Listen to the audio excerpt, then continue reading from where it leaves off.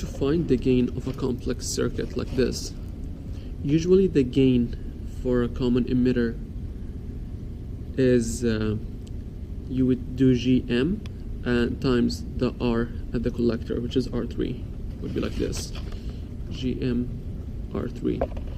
That would be the normal case if the Vn was given from here.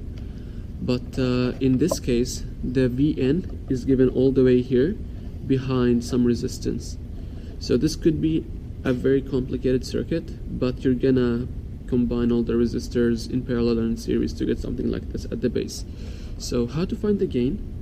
You first draw the small signal equivalent like this. This is V pi and R pi, the voltage source, the current source.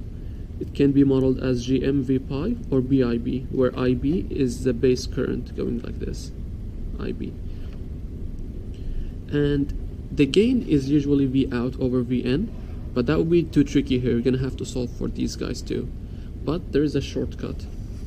We know that Vx over Vn times V out over Vx will be your gain. You can just, these two can cancel out.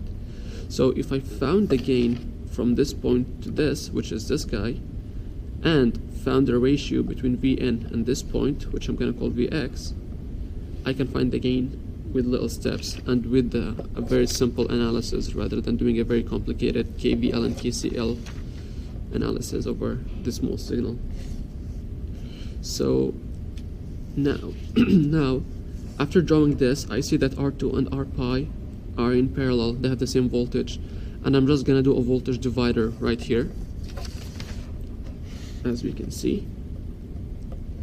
So the voltage division Vx, this voltage Vx, is R2 parallel R pi over Rs plus the same thing in the numerator times Vn. Now if I divided them, I get my Vx over Vn, exactly what I wanted.